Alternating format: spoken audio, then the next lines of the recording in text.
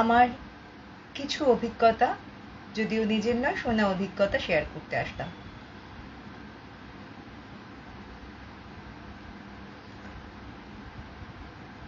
সবাইকে জানাই শুভ সন্ধ্যা, good evening.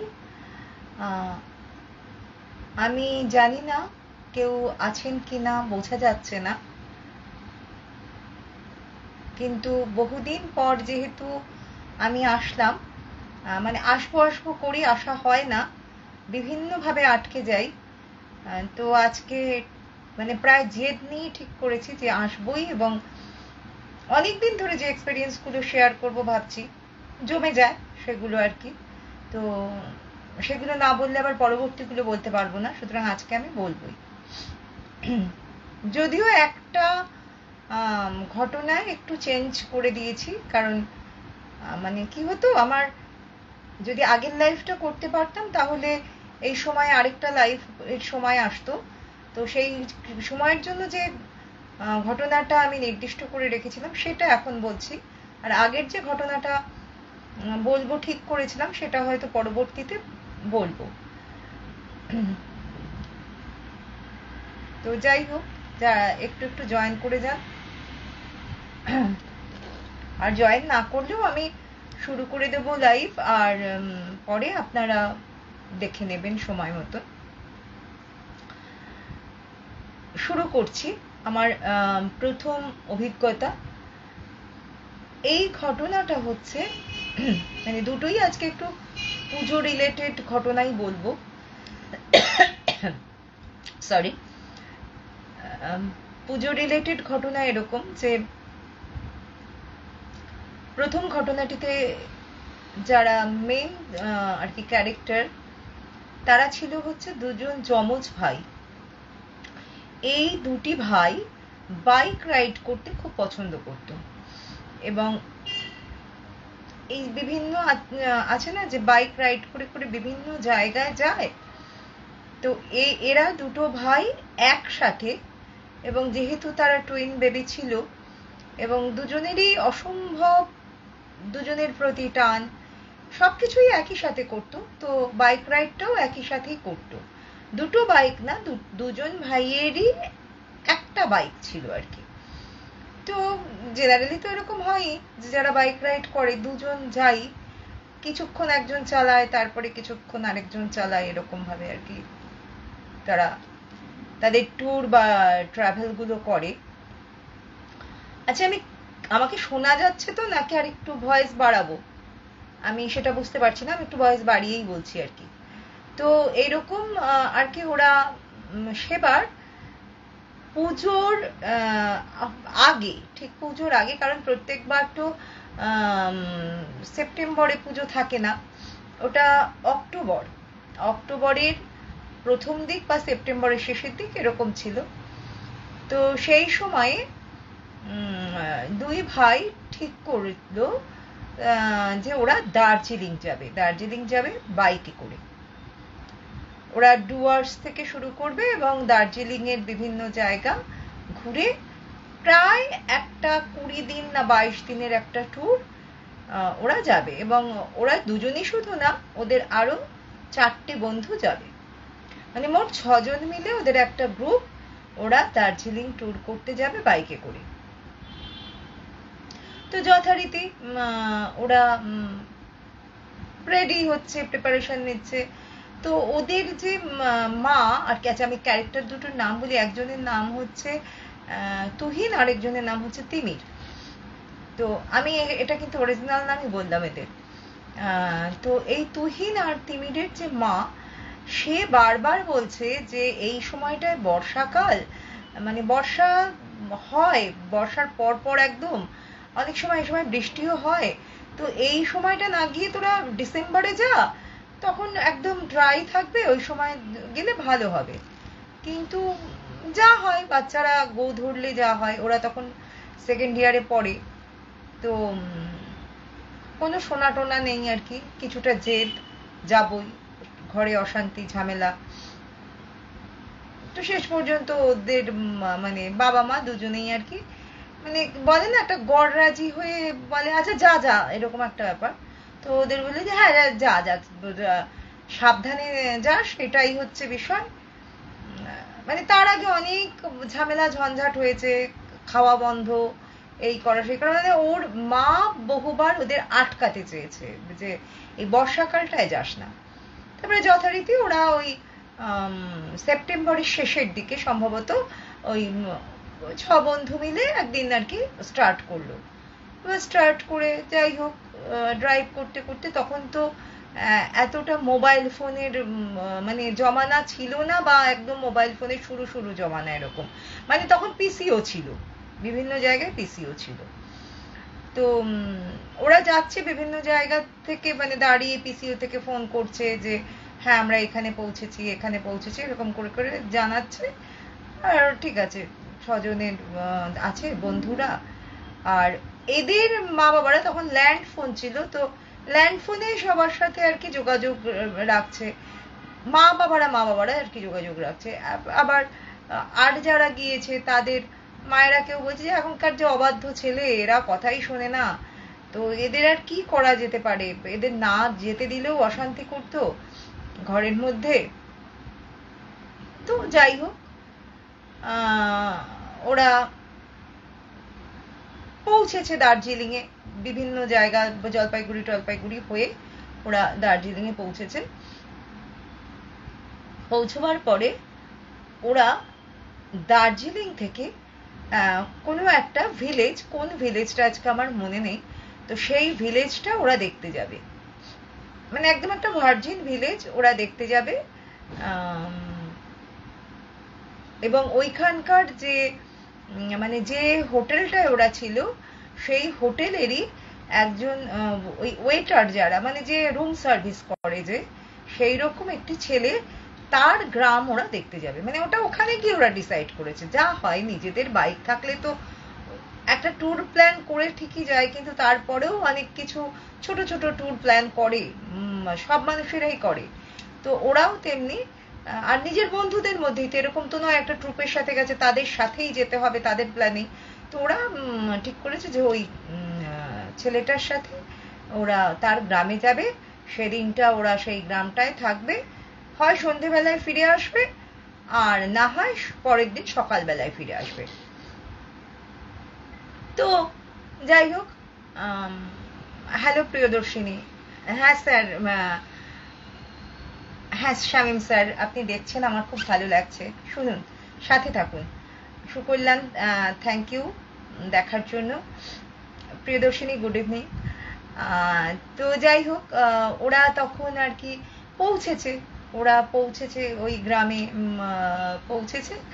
পৌঁছে সেই দিনটা ওরা প্রচন্ড আনন্দ করে কাটিয়েছে, খুব হইচই করেছে।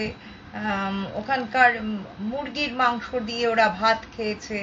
ওই যে ওয়েটার যে ছেলেটি, তার মা রান্না করেছে, এবং তার বাড়িতে আর কি ওরা প্রায় সমবয়সী প্রত্যেকেই, তো একটা বন্ধুর মতন হয়ে গেছে প্রত্যেকেই, মানে খুব এনজয় করেছে। তারপরে যা হয়, দার্জিলিং এ গিয়েছে, একটু ড্রিঙ্কও করেছে, বেশ ঘুরে ফিরে সারাদিন খুব এনজয় করে।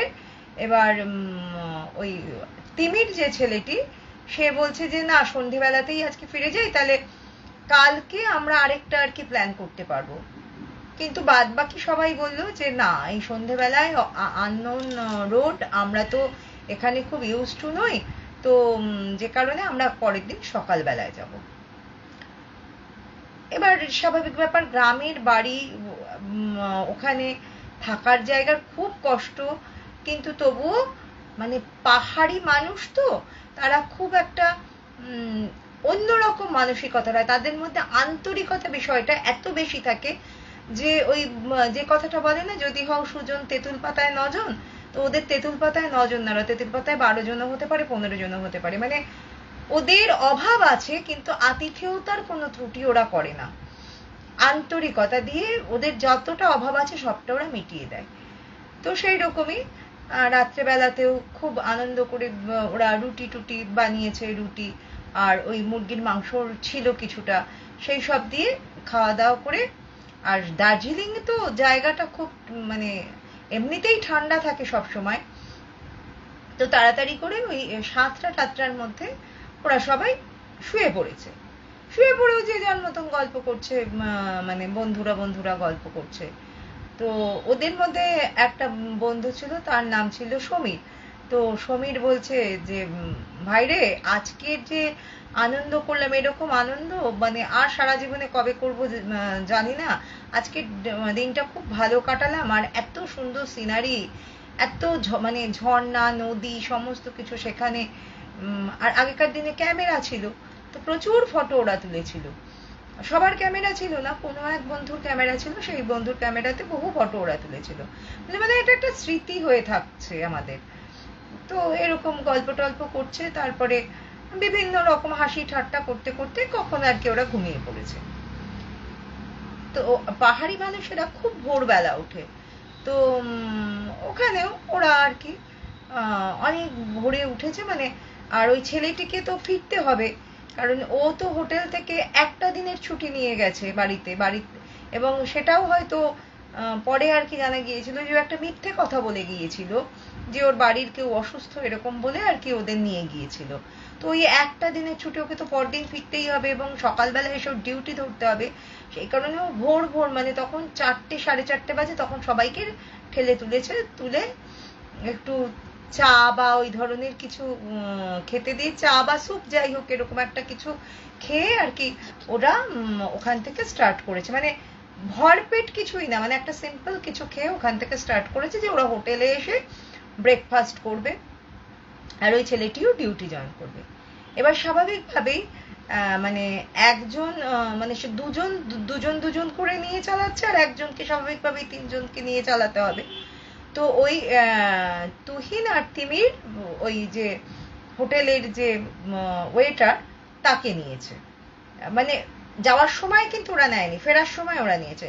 যাওয়ার সময় সমীরের গাড়িতে ওরা গিয়েছিল। সমীর আর কি যেন প্রদীপ মনে হয় আরেকজন ছিল।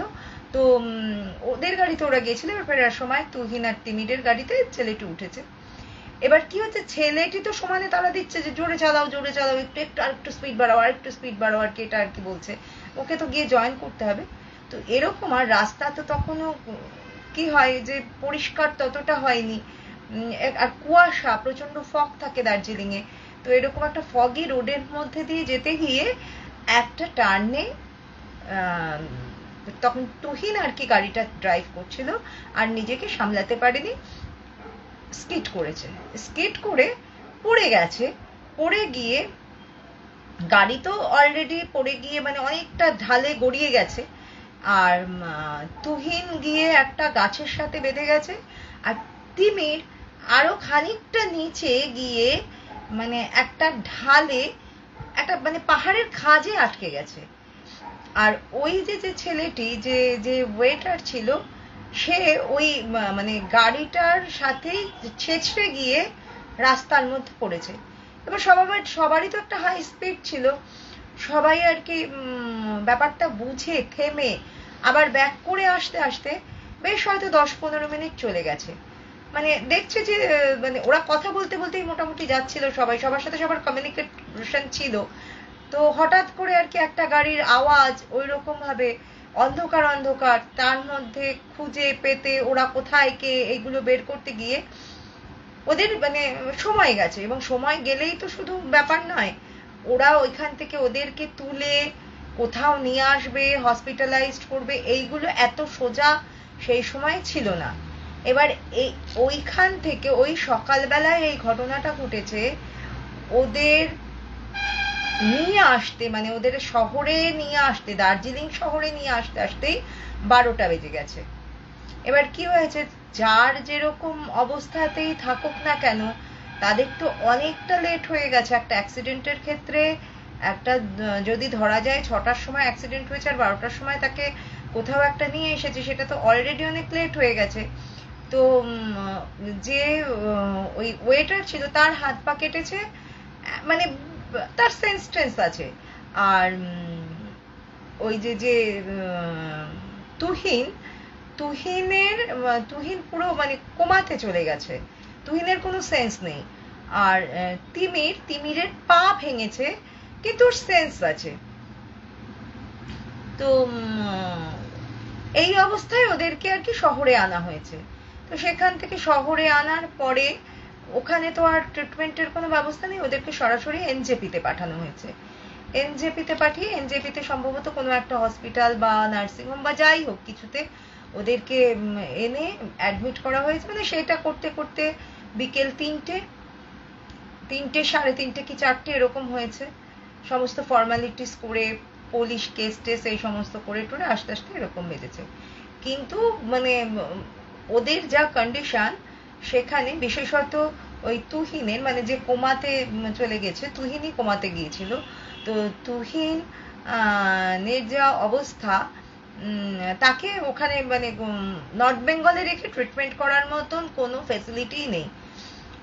সুতরাং তাকে কলকাতায় আনতে হবে। এবার কলকাতায় আনা ওই অবস্থায় একটা কোমা পেশেন্টকে, সেটাও একটা ক্রিটিক্যাল ব্যাপার, মানে এত ইজি বিষয় নয়, কিন্তু যেভাবেই হোক সেটা করতেই হবে, কারণ ওখানে ওদের ট্রিটমেন্টের কোনো ব্যবস্থাই নেই।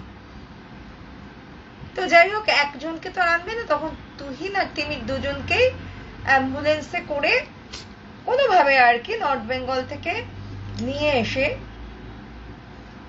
কলকাতার মেডিকেল কলেজ, পিজি হসপিটাল এরকম কোথাও একটা অ্যাডমিট করা হয়। তো অ্যাডমিট করার পরে প্রায় মানে 15 দিন কোমাতে থাকার পরে তুহিন মারা যায়। আর তিমির আস্তে আস্তে সুস্থ হয়ে ওঠে। তিমিরের পা ভেঙে গিয়েছিল, ওর মাথায় চোট লেগেছিল, কিন্তু আস্তে আস্তে ও সুস্থ হয়ে ওঠে। এইবার এটা তো গেল একটা দিক যে তুহিন মারা গেল এবং তিমির বাড়িতে ফিরল, সুস্থ হয়ে বাড়িতে ফিরল। এখন তিমির যখন বাড়িতে ফিরল, ঘটনাটা শুরু হলো তারপর থেকে। আচ্ছা, এদিকে বলিনি, আর বন্ধুরা কিন্তু আর কোনো ট্যুরটাকে বাড়ালো না। ওদের যে 22 দিনের না কত দিনের ট্যুর ছিল, এটা মনে হয় তার মধ্যে 14তম দিনের ঘটনা, যেদিন আর কি এটা ঘটেছে। ওরা কিন্তু ওখান থেকেই সবাই ব্যাক করে আসলো, ওরা কিন্তু আর কোথাও কেউ যায়নি যে না ওরা অসুস্থ সেই কারণে ওদেরকে পাঠিয়ে দিয়ে ওরা ট্যুরটা কমপ্লিট করেছে, সেটা কিন্তু আর করেনি, ওরা কিন্তু ব্যাক করে এসেছিল। এবং ওই যে নেপালি ছেলেটি, অ্যাকচুয়ালি ও একটা নেপালি ছেলে ছিল, তো ওই নেপালি ছেলেটি মানে এতটাই অসুস্থ হয়েছিল, মানে ওর চোটগুলো গা হাত পা ছড়েছিল ঠিকই, কিন্তু ওর সম্ভবত রিবস কোনো একটা ভেঙেছিল, একটা বা দুটো রিবস ভেঙেছিল, যে কারণে ওর ওই জবটা আর ছিল না, মানে ওকে ওর গ্রামের বাড়িতে ফিরে যেতে হয়েছিল। এবং ওরা যেরকম বিভিন্ন টোটকা ট্রিটমেন্ট করে, সেই ট্রিটমেন্টের মধ্যে দিয়ে প্রায় 2 মাস বা 3 মাস পরে ওই ছেলেটি সুস্থ হয়ে উঠেছিল। এই তুহিন তিমিরের বাবা মা কিন্তু সবার সাথে যোগাযোগ রেখেছিল আর কি, যে কে কেমন আছে, যেহেতু অ্যাক্সিডেন্টটা 3 জনের একসাথেই হয়েছিল। তো এই জায়গায় আর বকাবকি তো করার কোনো ব্যাপার নেই, তো মানে তখন তো ক্রাইসিস ম্যানেজমেন্ট করতেই কি সময় চলে যাচ্ছে। তো যখন ও বাড়ি ফিরলো, ঘটনাটা ঘটা শুরু হলো তারপর থেকে। এদিকে কি হয়েছিল, ওদের গাড়িটা তো ওরকম অ্যাক্সিডেন্ট হয়েছিল দেখে বিভিন্ন ইন্স্যুরেন্সের কি সমস্ত জট টট ছাড়িয়ে, পুলিশের হাত ছাড়িয়ে ওটাকে আবার গাড়িটাকে ফিরিয়ে যখন আনা হলো, এবং ওটা তুহিন এবং তিমিরের জন্মদিনের গিফট ছিল দেখে ওই গাড়িটাকে আর কি ভালোভাবে, মানে অনেক টাকা খরচ করেও আর কি ওটাকে সারিয়ে নিয়েছিল, মানে ওর বাবা, যে একটা ছেলে চলে গেছে, আরেকটা ছেলে তো আছে, সে চালাবে আর কি। তার মানে একটা সন্তান চলে যাওয়ার দুঃখ সেটা অপূরণীয়, সেটার আর কি কোনো মানে কম্প্যারিজন হয় না, কিন্তু তবুও যে বেঁচে আছে তার দিকে তাকিয়ে মনে হয় বাবা মা আবার নতুন করে মানে বেঁচে থাকার একটা চিন্তা করেন। তো ঠিক ওদের ক্ষেত্রেও তাই হয়েছিল। এবার ও যখন সুস্থ হয়ে উঠলো, মানে তিমির যখন সুস্থ হয়ে উঠলো এবং তুহিনের শ্রাদ্ধ শান্তি সমস্ত কিছু কমপ্লিট হয়ে গেছে, এবার একটা মানে প্রায় মানে দিন 10 গেছে, ও বাড়িতে এসেছে, মানে তখন তিমির পুরো সুস্থ, তিমির আর কি হাঁটা চলা সমস্ত কিছু করছে, বাইরে বেরোতে পারছে এরকম আর কি অবস্থায়। সেই সময় থেকে রাত্রিবেলায় মানে ওই 3টে সাড়ে 3টের সময় থেকেই তিমিরের ভেতরে একটা অস্বস্তি শুরু হতো এবং তিমির মানে ছটফট করতো ওই ভোরবেলার দিকে বাইকটা নিয়ে বেরোবার জন্য। এবং বহুদিনই তিমির মানে দরজা খুলে বাইক নিয়ে বেরিয়ে মানে স্পিডে বাইকটা চালিয়ে ও বেরিয়ে যেত। ও যে কোথায় বেরিয়ে যেত ও কোনোদিনও কিন্তু এসে বলতে পারতো না ও কোথায় বেরিয়ে যেত। ও বেরিয়ে যেত এবং একটা সার্টেন টাইম পরে আবার বাইকটা চালিয়েও ফিরে আসতো, ফিরে এসে বাইকটাকে রেখে ও আবার এসে শুয়ে পড়তো। এই বিষয়টা প্রথম প্রথম ওর বাবা মা ভেবেছে হয়তো কোনো একটা কাজে যাচ্ছে বা কিছু, বা কোনো বন্ধুর কোনো প্রয়োজনে যাচ্ছে এরকম ভেবেছে, কিন্তু প্রতিদিন তো বন্ধুর প্রয়োজন থাকতে পারে না। তখন কিন্তু ওর মায়ের মনে খটকা লেগেছে যে কি ব্যাপার, ও প্রতিদিন এই সময়টায় কেন ও বেরিয়ে যায়, এত ভোরবেলা ও কোথায় যায়। তখনও জিজ্ঞাসা করেছে, উনি আর কি জিজ্ঞাসা করেছেন ছেলেকে যে তুই এত সকালবেলা কোথায় যাস। ওকে যখন এই কথাটা জিজ্ঞাসা করেছে ও বলছে কোথায় যাই আমি, আমি তো কোথাও যাই না, আমি তো ঘুমাই এ সময়। বলছে প্রত্যেক দিনই প্রায় তুই মানে সপ্তাহে কিছু না হলেও তুই 3 থেকে 4 দিন ওই ভোর 3:30 4টের সময় তুই গাড়িটা নিয়ে বেরিয়ে যাস, অথচ বলছিস তুই ঘুমিয়ে থাকিস। ও বলছে আমি কখনো বেরোতেই পারি না, কারণ আমি ওই সময় গভীর ঘুমে থাকি, আমি কিছু জানিই না। তখন ওর মায়ের মনে হয়েছে যে এটার মধ্যে কোনো একটা ফিশি ব্যাপার আছে। আর ওর বাবা স্বাভাবিকভাবে বলেছে এটা নিশ্চয়ই কোনো একটা সাইকিয়াট্রিক প্রবলেম হয়েছে ওই অ্যাক্সিডেন্টের পরে। ওর বাবা ডাক্তার দেখিয়েছে, কিন্তু যথেষ্ট ওষুধপত্র ইউজ করার পরেও ওর কিন্তু এই অবস্থার কোনো উন্নতি হয়নি। ও কিন্তু ওই একইভাবে হয়তো আগে যেটা 4 দিন যেত সেটা 4 দিন না গিয়ে 3 দিন যায়, বা কোনো সপ্তাহে 2 দিন যায়, এরকম কিন্তু হঠাৎ করে আর কি, সেটা কেউ বুঝতেও পারে না। তো তখন ওর মা বলল যে না, চাবি ওর কাছে রাখা যাবে না গাড়ির, চাবিটা আর কি ওরা নিয়ে নিল। কিন্তু অদ্ভুত ব্যাপার হচ্ছে ও যখন ওইভাবে উঠে গাড়িটা নিয়ে বেরোতো ও কিন্তু অন্য সময় আর কি চাবিটা নিয়ে যেত, নর্মালি যা করে মানুষ, তো চাবি নিয়ে যায়, চাবি নিয়ে গাড়ি খোলে, চাবি নিয়ে মানে গাড়িটা তারপরে বেরোয়। কিন্তু ওর মা বাবা যখন চাবিটা লুকিয়ে রাখলো ও কিন্তু উঠতো, বেরোতো, গাড়ি মানে গাড়ি বের করতো, স্টার্ট দিত, বেরিয়ে যেত। কিভাবে? কোনো চাবি ছিল না সেখানে, কিন্তু গাড়ি নর্মালি ও চালিয়ে বেরিয়ে যেত। এখানে দাঁড়িয়ে তখন ওর মা বললে যে এটা কি কখনো সম্ভব হতে পারে যে স্বাভাবিক অবস্থায় একটা চাবি ছাড়া গাড়ি কি কখনো চলতে পারে, তাহলে এর মধ্যে নিশ্চয়ই অন্য কোনো ব্যাপার রয়েছে। তখন ওর মা ওকে কলকাতারই এক কালীবাড়িতে নিয়ে গেল, যে কালীবাড়িতে যে মানে পুরোহিত ছিলেন তিনি তন্ত্র সাধনা করতেন। তিনি তার কাছে নিয়ে গেল, মানে ওকে সহ নিয়ে গেল, নিয়ে গিয়ে তাকে সমস্ত কথা আর কি উনি বললেন। তো ওই সে বললেন আর কি, তা যে পুরোহিত আর কি, তিনি বললেন আমাকে তোমাদের বাড়িতে যেতে হবে এবং এক রাত্রি থাকতে হবে। তো ওরা রাজি হলো। কিছু মানে এইটা তো একটা সলিউশন চাই, এটা তো একটা হতে পারে না যে এরকম।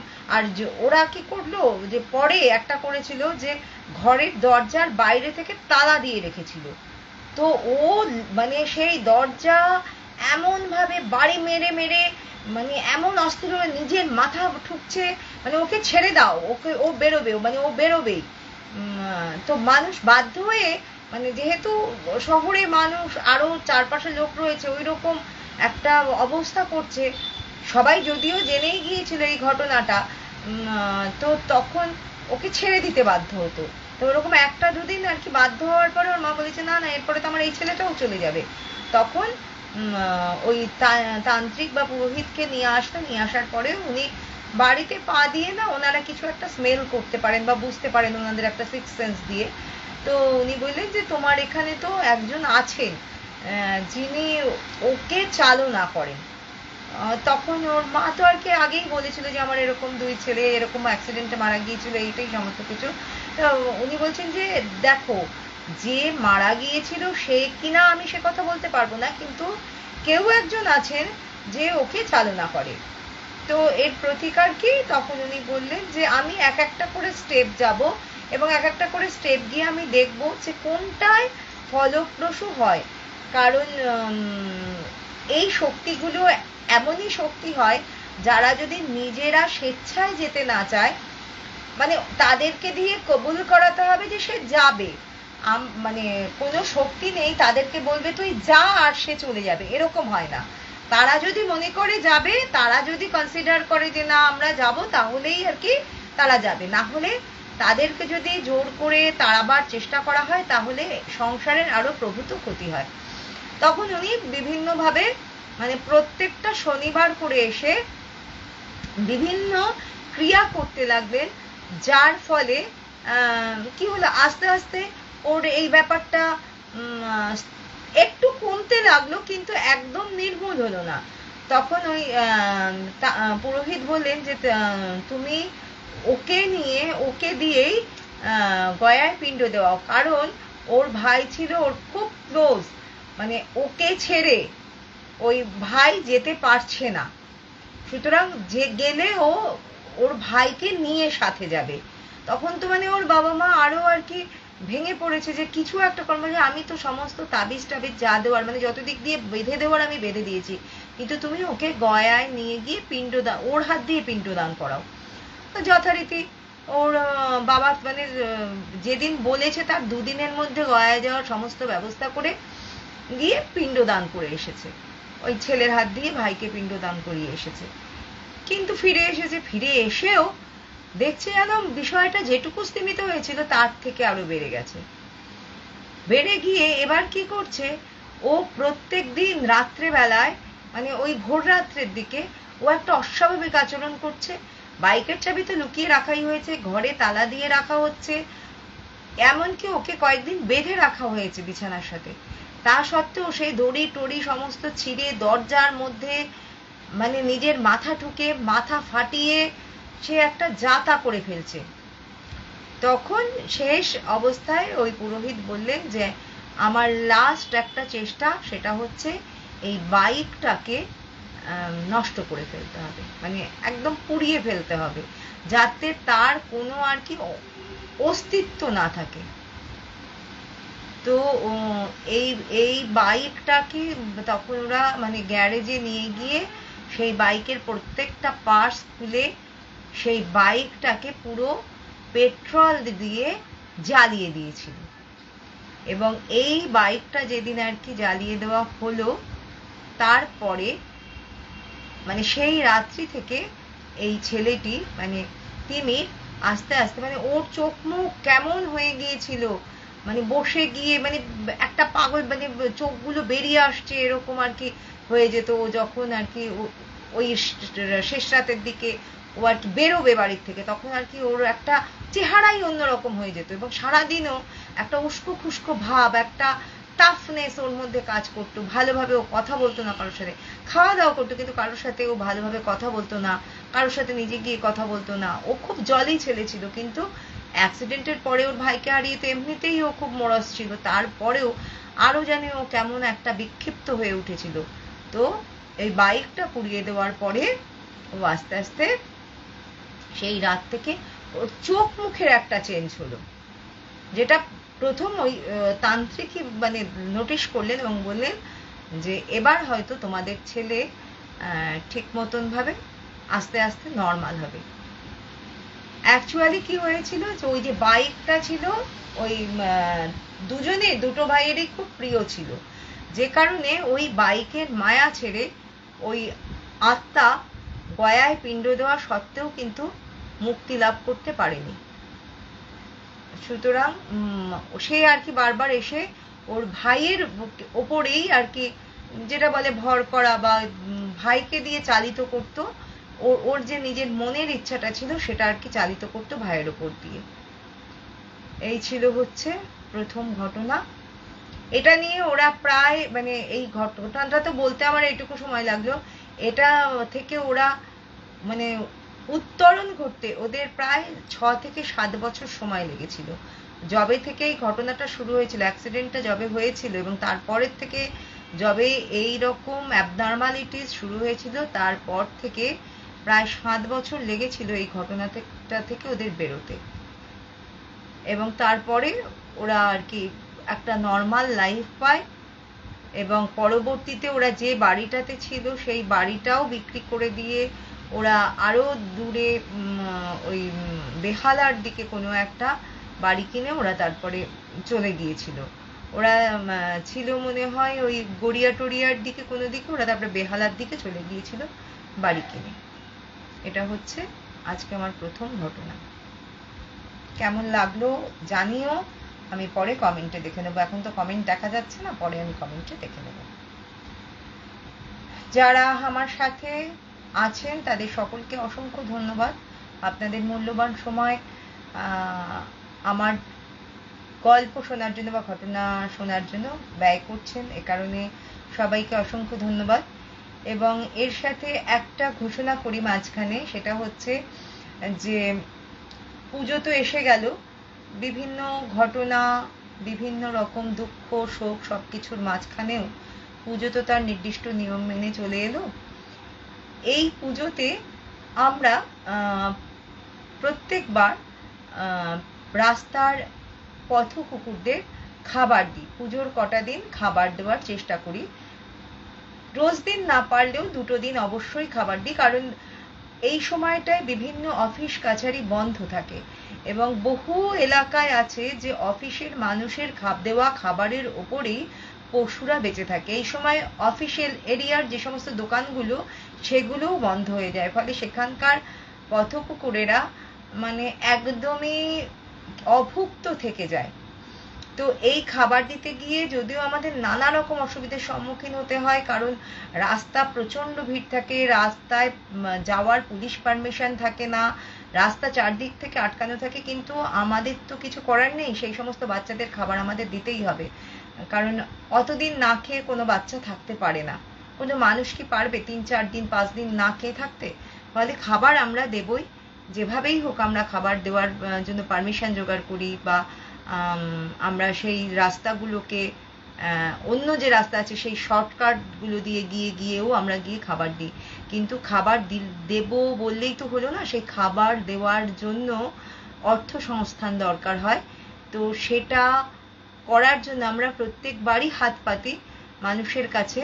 আজকে যেহেতু আমি এই গ্রুপের সাথে যুক্ত, বা এই গ্রুপের আমি একজন নিজেকে সদস্য বলেই মনে করি, তো সে কারণে আমি এই গ্রুপেও হাতই পাতলাম যে যদি আপনাদের মনে হয়, মন থেকে আসে, তাহলে এই পথ পশুদের জন্য আপনারা কিছু সাহায্য করবেন, যাতে ওরা এই পুজোর কটা দিন অন্তত পক্ষে পেট পুড়ে একটু মাংস ভাত আর একটু দই এইটা দেওয়া হয়। একটু মানে একটা ডগি যদি পেট পুড়ে খায় তাহলে মোটামুটি 100 থেকে 150 গ্রাম চালের ভাত খেতে পারে। তো আমরা টার্গেট করি প্রতিদিন খাওয়ানোটা 200 কুকুরের টার্গেট করি, মানে একটা ভালো অ্যামাউন্ট আমাদের লাগে। তার সাথে থাকে হচ্ছে টোটো ভাড়া, তারপরে যে রান্না করবে সেই ঠাকুরের খরচ, এগুলো তো নর্মাল গ্যাসে রান্না হয় না, সেই বাসনপত্র ভাড়া করতে হয়, গ্যাস ভাড়া করতে হয়, এমনি একটা হিউজ অ্যামাউন্টই আমাদের লাগে। তো যেটুকু আপনারা পারবেন, যদি মন থেকে আসে, তাহলে আমি একটা পোস্ট করব হয়তো আজকে বা কালকের ভেতরে। আপনারা সেখানে অন্ততপক্ষে আপনাদের সামর্থ্য অনুযায়ী সাহায্যটুকু পৌঁছে দেবেন, যাতে অন্ততপক্ষে আমি যেহেতু কল্যাণে থাকি, কল্যাণীর অফিস পাড়ার এবং রাস্তার যে সমস্ত বাচ্চাদের আমরা পথ চলতি পাবো, তাদেরকে পুজোর দিনগুলো একটু ভালোভাবে খাবার দিতে পারি। কারণ আজকে আমরা আনন্দ করব, ওদের তো আর আনন্দ বলে কিছু নেই, বরঞ্চ বাজি এত ভিড়, ওরা ভয়ে লুকিয়ে থাকে, রাতের দিকে ওরা খাবার দাবার খেতেও বেরোয় না। সুতরাং দিনের মধ্যেই ওদের খাবার দাবারটা দিয়ে আমাদেরকে কমপ্লিট করতে হয়। তো সেইটুকু যাতে পারি, সেই কারণে আপনাদের কাছে হাত পাতলাম। আশা করি আপনারা নিরাশ করবেন না। পরবর্তী ঘটনায় ফিরি। পরবর্তী ঘটনাটা সত্যিই বেদনাদায়ক, মানে এটা তো বেদনাদায়ক, ওটা মনে হয় আর একটু বেশি বেদনাদায়ক আমার মনে হয়। এটা হচ্ছে একটা মুখার্জি পরিবারের ঘটনা। এটা হচ্ছে, আমি তো বলি যে আমি যেহেতু ওপার বাংলায় আমার পূর্বপুরুষেরা ছিলেন, সেই কারণে ওপার বাংলার বহু ঘটনা সাথে আমি পরিচিত, মানে আমি শুনেছি, আমি জানি, বা আমি চাইলে এখনো আর কি ওপার বাংলা থেকে কিছু গল্প আর কি সংগ্রহ করতে পারি, ঘটনা সংগ্রহ করতে পারি। প্রচুর বৃষ্টি হচ্ছে, মানে প্রচুর অঝোর ধারে বৃষ্টি হচ্ছে, তার মাঝখানে আমি ভূতের গল্প বলছি। তো যাই হোক, এবার ওপার বাংলার সেই একটা ঘটনা বলে আমি আজকে শেষ করছি, সময় কমে আসছে, ছোট করে সংক্ষেপেই বলছি। এরকম আর কি বিষয় যে একটা মুখার্জি পরিবারে প্রত্যেক বছর, ওপার বাংলায় না বহু পরিবার ছিল যেখানে প্রতি বছর দুর্গাপুজো হতো, মানে বহু হিন্দু পরিবার ছিল, ঘরে ঘরে প্রায় দুর্গাপুজো হতো, মানে পাড়ায় পাড়ায় তো দুর্গাপুজো হতোই কোনো না কোনো হিন্দু পরিবারে আর কি। একটু বর্ধিষ্ণু যে পরিবারগুলো থাকতো তারাই দুর্গাপুজো কালী পুজো এগুলো করতেন নিজের বাড়িতে। তো এই রকম এক মুখার্জি পরিবারে দুর্গাপুজো ঢাকা, এটা তো ডিস্ট্রিক্ট বলবে, ঢাকা জেলাতে। তো এই পরিবারের একটা বিষয় ছিল যে ওনারা কি করতেন, নিজেদের বাড়িতেই আর কি দুর্গা ঠাকুর বানাতেন, সেটাই মনে হয় সবাই বানায়। তো উনি মনে হয় ওনারা আর কি ওই দুর্গা ঠাকুরকে বানাতেন। তো এই বাড়িতে আর কি একান্তবর্তী পরিবারে যে আর কি পুজোটা করতেন, মানে পুজোটা তো সবাই করে না, পুজোটা একটা পরিবার করে, মানে ধরো বড় ভাই করলো বা মেজো ভাই করলো বা সেজো ভাই করলো, এরকম একটা পরিবার করে, বাকিরা তাকে অ্যাসিস্ট করে। তো এই পরিবারের সেজো ভাই এই পুজোটা করত। তো সেজো ভাইয়ের ছিল 3টি মেয়ে। তো এইবার এই সেজো ভাইয়ের 3টি মেয়ে মানে খুব সুন্দর রূপে গুণে খুব সুন্দর ছিল, এবং প্রত্যেকেই বেশ মানে কি বলবো, মানে সবকিছুতে পারদর্শী ছিল, রান্না বান্না সেলাই টেলাই এই সমস্ত কিছুতে পারদর্শী ছিল। এবার যখন মেয়েদের আর কি সম্বন্ধ দেখছে, বিয়ের সম্বন্ধ দেখছে, তখন এক ঘটক কাম, মানে কি বলবো, সে পুরোহিত পুজো আর্চাও করতো, ঘটকগিরিও করতো, এরকম একজন, এসব হাতটা তো দেখতো, এরকম একজন এসে মানে ওই বড় মেয়ের যখন সম্বন্ধ দেখছে, তখন আর কি বড় মেয়েটিকে দেখে বলেছিল যে বাবা আমি তো এর অপঘাতে মৃত্যু দেখছি, কিন্তু এর শুভযোগে মৃত্যু, অপঘাতে মৃত্যু কিন্তু শুভযোগে মৃত্যু আছে। তো এটা শুনে না মানে ওই মুখার্জি বাবু আর কি, ওই মেয়েটির বাবা, মেয়েটির নাম ধরে নিলাম আমি বীণা, তো বীণার বাবা না একটু হক চকিয়ে গেল, মানে অপঘাতে মৃত্যু শুভযোগে মৃত্যুটা মানে কিভাবে, বললো যে আমাকে না তাহলে আরো এই বিষয়টা গুনে গেথে বলতে হবে। আর ওই যে সম্বন্ধ যে দেখতে এসেছিল বললো বাবা তুমি এই মেয়ের বিয়ে এখন দিও না, তুমি দরকার হয় তোমার মেজো মেয়ের বিয়ে দাও, কিন্তু এই মেয়ের বিয়ে এখনো দিও না, এর ভাড়া যদি কাটাতে পারি তাহলেই একে বিয়ে দিও। আমার বাবা মানে যে হয় আগেকার দিনে তো ওরকম ঘটক পুরোহিতেরা আর কি যাবতো তার কথাই আর কি মানা টানা হতো। তো ঠিক আছে, তো যে সম্বন্ধ দেখতে এসেছিল তার সাথে তার মেজো মেয়ের বিয়ে ঠিক হয়ে গেল এবং মেজো মেয়ের বিয়েও হয়ে গেল। এবার কি হয়েছে যে ওই মানে ঘটক কাম পুরোহিত যাই হোক, সে অনেক গুণে গেথে ওর বাবাকে বলেছিল যে তোমার বাড়িতে দুর্গাপুজো হয়, দেখো তোমার এই মেয়ের মুখের আদলে যেদিন তোমার বাড়ির দুর্গা প্রতিমা তৈরি হবে সেই পুজো এই মেয়ে পার করবে না। তোমার বাবা ভাবছে এটা আবার কি কথা, এই মেয়ের মুখের আদলে দুর্গা প্রতিমা তৈরি হবে, মানে দুর্গা প্রতিমা তো আমাদের বাড়ির কারোর মুখের আদলে তৈরি হয় না। তাহলে সে আমি জানি না, আমি যেটুকু গুণে এবং মানে কি বলবো আদেশ পেলাম আমি সেইটুকুই শুধুমাত্র তোমাকে বলতে পারলাম, এর বাইরে আমি কিছু বলতে পারবো না, কারণ আমার অতটা বলার মতন ক্ষমতা নেই। তো এইটা শোনার পরে ওর বাবা বললো যে তাহলে আমি এই মেয়ের মানে যত তাড়াতাড়ি সম্ভব আমি বিয়ে দিয়ে দেবো, কারণ এই মেয়ে যদি এখানে থাকে তাহলে তার মুখ দেখবে, এবং তার মুখ মানে যে দুর্গা প্রতিমা বানাতে আসে সে কোনো না কোনো সময় তার মুখ দেখতে পারে, এবং দেখলে সেই অনুযায়ী তার চোখে ভাসতে পারে যে দুর্গা প্রতিমা সেই রকম হবে, তাহলে সে বানিয়েও ফেলতে পারে। এত বড় কথা শোনার পরে কেউ কি আর মেয়েকে বাড়িতে রাখে? সুতরাং আমি এই মেয়ের যত তাড়াতাড়ি সম্ভব বিয়ে দেবো। এবং প্রায় মানে রাতারাতি দিন দশকের মধ্যে পাত্র দেখে ওর বাবা ওই মেয়েকে বিয়ে দিল, এবং বিয়ে দিল একদম সোজা নিয়ে গিয়ে বরিশাল জেলাতে, মানে ধারে কাছে আর কি যাতে না থাকে মেয়ে। এবং মেয়ে এবং জামাইকে বলাই ছিল তোমরা সারা বছর বাড়িতে আসতে পারো, কিন্তু পুজোতে তোমরা বাড়িতে আসবে না। মানে পুজোর যবে থেকে প্রতিমা গড়ার কাজ তৈরি হবে তবে থেকে কিন্তু তোমরা আর এ বাড়িতে আসবে না। আবার ঠাকুর বিসর্জন হবে, তারপরে তোমরা আসবে। এবং ওর বাবা এই ভয়ের চোটে প্রতি বছর, মানে যেহেতু একটা সমৃদ্ধশালী পরিবার ছিল, ধনী পরিবার ছিল, সে কারণে প্রতি বছর ওই যে আর কি তৈরি করে কি বলে ওই কুমোরটুলি, মানে কুমোর বা পটুয়া, যাই হোক, যে আর কি ঠাকুর তৈরি করে সেই শিল্পীকে বছর বছর চেঞ্জ করতেন। মানে বহু দূর দূর থেকেও তিনি ঠাকুর গড়ার কাজের লোক নিয়ে আসতেন, কিন্তু এক লোককে দুবার ঠাকুর গড়ার কাজ দিতেন না। যদি সে কোনোভাবে, মানে ওর বাবার মনে সবসময় হতো যদি সে কোনোভাবে ওর মেয়েকে দেখে থাকে, যদি সে ওই মেয়ের মতন মুখ ঠাকুরের করে ফেলে। তো এরকম ভাবে আর কি চলছে। তো মেয়েটির যখন এই ঘটনাটা ঘটেছে, মেয়েটির যখন 15 বছর বয়স আর কি, এই গণনা করে বলেছে যখন মেয়েটির 15 বছর বয়স তখন। এবার মেয়েটির যখন 32 বছর বয়স তখন মেয়েটি বাবা যথেষ্ট বয়স হয়ে গেছে, তখন মেয়েটি মানে একবার প্রায় জোর করেই বলছে যে আমি এবার বাড়ির পুজোতে যাবই। মানে এটা কি, মানে কোনো বছরই আমি বাড়ির পুজো দেখবো না, আমার ছেলে মেয়েরা বাড়ির পুজো দেখবে না, আমি বেরোবো না, আমি যে বাড়িতে ঢুকবো আমি বেরোবো না, কিন্তু বাড়ির পুজোতে আমি যাব। এবং এই যে ঠাকুর তৈরি হওয়ার যে কাজ শুরু হবে তার আগে আমি বাড়িতে চলে যাব, এবং আর বিসর্জনের পরে আমি ঘর থেকে বেরোবো, আমি ঘর থেকেই বেরোবো না। তো যাই হোক, ওর বাবাও আর কি ভাবছে যে এত বছর হয়ে গেছে আর এ আর কি হবে, ঠিক আছে। তখন সেই বছর ওর বাবা মেয়ে জামাইকে নিয়ে এসেছে, মেয়ে জামাই নাতি নাতনি 4 ছেলে মেয়ে হয়ে গেছে ততদিনে ওর, তারাও বেশ বড় বড় হয়ে গেছে। সরি, আজকে খুব ঢেকুর উঠছে।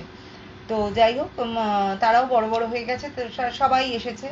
এবার ওর মানে ছোট মেয়েটির যে মুখ, সেই মুখ ছিল ওর মায়ের আদলের কিছুটা, সেই কারণে এই বাড়িতে আসার পরে ওই ছোট মেয়ে আর মাকে নিয়ে এক ঘরে আটকে দেওয়া হলো, যে ওরা কেউ বেরোবে না। ওদের স্নানের জল পর্যন্ত ছাদে তুলে দেওয়া হতো, ওরা ছাদে উঠে স্নান করতো, মানে পাকা বাড়ি ছিল, ছাদওয়ালা বাড়ি ছিল, ওরা ছাদে উঠে স্নান করতো।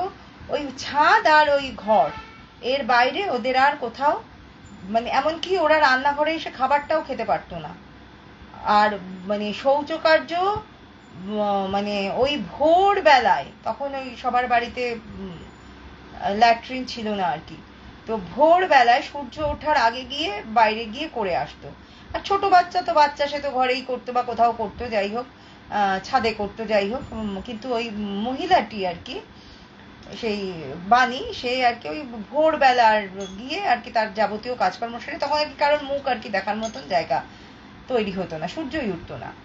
তো এইভাবে আর কি সে এসেছে, রয়েছে, জানলা দিয়ে সে দেখে, মানে যতটুকু দেখা যায় সবাই আনন্দ করছে, আসছে, পুকুর ঘাট এই সেই, তার বাপের বাড়ির দেশে এসে পুজো, কিন্তু সে বেরোতে পারছে না, মন খারাপ করছে, কিন্তু তবুও তার ভালো লাগছে যে সে তো আসতে পেরেছে। কিন্তু সব থেকে আশ্চর্যের বিষয় যে সেবার যখন ঠাকুর বানাচ্ছে তখন ঠাকুরের মুখের ধাঁচ আস্তে আস্তে বাণীর মুখের মতন যেন হয়ে যাচ্ছে। সেটা আর কি ওর বাবা মা পিসি, বিধবা পিসি আর কি, তারা সবাই আর কি লক্ষ্য করছে, আরে দেখ এটা বাণীর মতন হয়ে যাচ্ছে না, মুখটা বাণীর মতন হয়ে যাচ্ছে না। তো ওর বাবা ভয়ের চোটে কি করলো, যে ঠাকুর মশাই আর কি, ঠাকুর মশাই বলছি, যে পটুয়া আর কি এই ঠাকুর বানাচ্ছিল, তাকে গিয়ে বললো, বাবা তোমার পুরো যা টাকা বানাবার যে বায়না দেওয়ার পরে আর কি টোটাল যে টাকা, সেই টাকা আমি তোমাকে দিয়ে দেবো, কিন্তু তুমি আর এই ঠাকুর বানিও না। তখন সে বানি বলছে, কেন বানাবো না? তখন তাকে পুরো ঘটনা খুলে বললো যে দেখো তুমি যে বানাচ্ছ বা আপনি যা বানাচ্ছেন, সেই তার আদল চলে আসছে আমার মেয়ের মুখের আদলে, এবং আমার মেয়ের মুখের আদলে যেদিন এই বাড়ির প্রতিমা তৈরি হবে সেদিন আমার মেয়ে আর কি সেই পুজো আর পার করবে না। এরকম আর কি আমাদের ওপরে আমরা জানি এরকম আর কি বলা আছে, ওর হাতে লেখা আছে এরকম। তখন পটুয়া বলছে যে ঠিক আছে, তাহলে যদি এরকমই হয় তাহলে আপনি বরঞ্চ আমাকে কিছু কমই দিন, কিন্তু আমি তো এখন আর গিয়ে নতুন করে কোনো বায়না পাবো না, সেই কারণে না হলে আমি নিতাম না, আমি তো পুরো কাজ করিনি। তো বলছে না না, সে কথা ভেবো না, দেবো, যেটা নিয়েছো তুমি আর কি সেটা ফেরতও দিতে হবে না, আরো আমি কিছু টাকা দিয়ে তাকে পাঠিয়ে দিব। এবার সেই সময় তো অর্ধেক তৈরি হওয়া ঠাকুর, এবং তারপরে সেই ঠাকুরকে আবার কে তৈরি করবে, সেই রকম লোক পাওয়া খুব কঠিন। কিন্তু তবুও চারপাশ ঘুরে আবারও সে আরেকজন এরকম শিল্পীকে সে জোগাড় করলো, এই মানে মুখার্জি মশাই জোগাড় করলো। তো জোগাড় করে সে এবার বাদবাকি ঠাকুরটা আর কি বানাবে। তো কি অদ্ভুত ব্যাপার, মানে যেই বানাচ্ছে মুখের তো একটা শেপ অলরেডি দেওয়া হয়ে গেছে, তো তখন বললো যে এই ঠাকুরকেই পুরো বাতিল করে দাও, বাতিল করে দিয়ে নতুন কাঠামোতে ঠাকুর তৈরি করো। কিন্তু যা কপালে লেখা আছে সেটা কোনোদিনই কেউ খণ্ডাতে পারে না।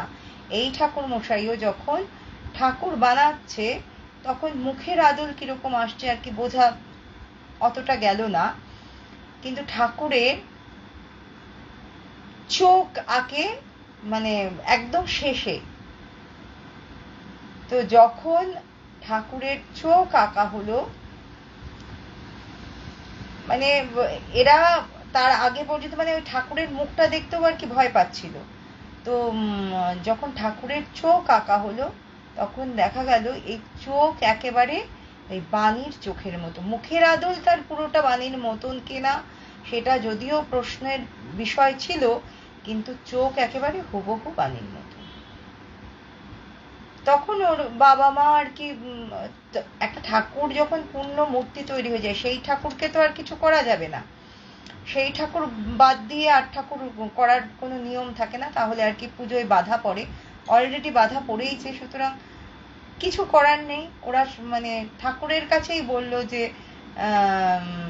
আমার মেয়েকে রক্ষা করো, এরকম যদিও বলা মানে বলা আছে যেরকম হয় ঠাকুরের কাছে বিভিন্ন রকম ভাবে তারা পুজো আর্চা দেওয়া, মানত করায়, হেন তেন যেগুলো করার সেগুলো তারা করলো। এবার এখানে আশ্চর্যের বিষয় এটাই বা ঘটনাটা এরকম যে এই কথাটা বাণীর কানে গেল যে ওই ঠাকুরের মুখ ওর মতন নয়, কিন্তু চোখ দুটো একদম হুবহু ওর মতন। এবার বাণীর মানে ওর বাণীতে বলছে এখন তো আর কি আছে, এবার তো আমার মতন হয়ে গেছে, এবার আমি মরেই যাব। কিন্তু তবুও ওর বাবা আর কি বলছে যে পুজোর মধ্যে তো যেহেতু মারা যাবে বলেছে, মানে পুজো কাটবে না, সেই কারণে বাণীকে বললে তুই এই কটা দিন বেরোস না, তুই ঘরেই থাক, পুজোটা কেটে যাক তারপরে তুই বেরো, তাহলে তো এই বিষয়টা আর কি কেটে যাবে।